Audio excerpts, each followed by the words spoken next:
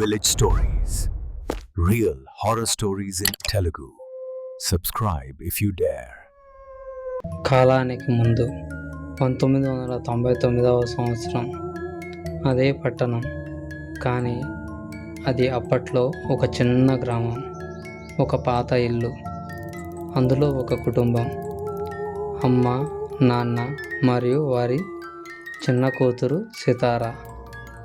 సితారాకి ఒక అలవాటు ఉంది. ఆమె ఎవరూ లేని వాళ్ళతో మాట్లాడుతుంది. ఒకరోజు సితారా నవ్వుతూ చెప్తుంది, అమ్మ, నా ఫ్రెండ్ నాకు కాల్ చేస్తుంది. అమ్మ ఆశ్చర్యంగా, ఫోన్ లేదు కదా మన దగ్గర. సితారా, అది ఫోన్ కాదు, కానీ వినిపిస్తుంది. రాత్రి 12:03 ఇంట్లో ఒక పాత టెలిఫోన్ ఒక్కసారిగా మోగుతుంది. ఆ ఫోన్ పనిచేయదు, కనెక్షన్ కూడా లేదు. అమ్మ భయంతో చూస్తుంది. సితారా మాత్రం నవ్వుతుంది. అది వచ్చింది అంటూ సితారా ఫోన్ లిఫ్ట్ చేసింది. హలో, అవతల నుంచి ఒక వాయిస్, కానీ చాలా మందిలా, నువ్వు ఒంటరిగా ఉన్నావు కదా, మేము నీకు ఫ్రెండ్స్ అవుతాం, కానీ ఒక ఆట ఆడాలి. ఆ ఆట నియమం ఏంటంటే ప్రతి రాత్రి ఒకరిని మా దగ్గరకు పంపాలి, లేకపోతే నువ్వే మా దగ్గరకు వస్తావు. సితారా అమాయకంగా సరే అని అంటుంది. మరుసటి రోజు ఒక పిల్లవాడు కనిపించట్లేదు. గ్రామంలో హడావిడిగా ఉంది, కానీ సితారా మాత్రం రాత్రి ఫోన్ దగ్గర కూర్చొని నవ్వుతుంది, నేను పంపించాను అనుకుంటూ. కొన్ని రోజులకు అమ్మ గమనిస్తుంది. సితారా మాట్లాడుతున్నప్పుడు ఆమె వాయిస్ ఒకటి కాదు, వెనకాల ఇంకో వాయిస్, ఇంకోటి. అమ్మ చూసి ఫోన్ లాగేసింది. ఆ రాత్రి ఇంట్లో గోడలు చీలిపోతాయి.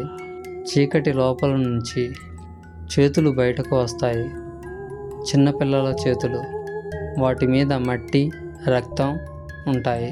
సితారా కళ్ళు పూర్తిగా నల్లగా మారిపోతాయి. అప్పుడు సితారా వాళ్ళ అమ్మతో ఇలా అంటుంది, ఇది ఫోన్ కాదమ్మా, ఇది ఒక ద్వారం. వాళ్ళు బయటకు రావాలంటే మనల్ని లోపలికి లాగాలి. అమ్మ సితారాని ఆపడానికి ప్రయత్నిస్తుంది, కానీ ఆమె చేతులు పట్టుకున్న వెంటనే వందల మంది పిల్లల చేతులు ఆమెని లాగేస్తాయి. అమ్మ కేకలు వేస్తూ మెల్లగా చీకటిలో మాయమైపోతుంది. సితారా ఒంటరిగా నిలబడుతుంది, కానీ ఇప్పుడు ఆమె ఒకరు కాదు, ఆమె లోపల వందల వాయిస్లు. ఆమె ఫోన్ వైపు చూస్తుంది. ఆ ఫోన్ నుంచి మొదటి కాల్ బయటకు వెళ్తుంది, ఒక కొత్త వ్యక్తికి, ఒక కొత్త బాధితుడికి. ఇప్పుడు ప్రజెంట్ రామ్, రవి అన్ని బాధితులు. వాళ్ళు చంపలేదు, వాళ్ళు ఎంచుకోబడ్డారు. ఈ శాపం ఎలా పనిచేస్తుంది అంటే, ముందుగా ఫోన్ మోగుతుంది, నువ్వు లిఫ్ట్ చేస్తే వాళ్ళు నిన్ను చూస్తారు, నువ్వు భయపడితే వాళ్ళు లోపలికి వస్తారు, నువ్వు కాల్ పాస్ చేస్తే నువ్వు బతుకుతావు, లేకపోతే నువ్వే ఆ వాయిస్ అవుతావు. మొదటిగా నీ ఫోన్ మోగుతుంది. స్క్రీన్ మీద అన్నోన్ నెంబర్ కనిపిస్తుంది. నువ్వు చూస్తావు, చుట్టూ నిశ్శబ్దం. టైం 12:03 అవుతుంది. ఫోన్ ఇంకా మోగుతూనే ఉంటుంది. స్క్రీన్ బ్లాక్ అవుతుంది. ఒక చిన్న వాయిస్తో, అన్నయ్య నన్ను కాపాడవా అంటూ. ఇలాంటి రియల్ హారర్ స్టోరీలు మీకు నచ్చితే లైక్ చేయండి, షేర్ చేయండి మరియు సబ్స్క్రైబ్ చేయడం మర్చిపోవద్దు. గంట సింబల్ని ఆన్లో పెట్టుకోండి.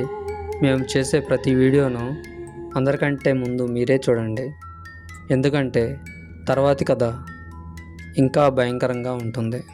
ఛానల్ లింక్ డిస్క్రిప్షన్లో ఉంది, థ్యాంక్స్ ఫర్ వాచింగ్.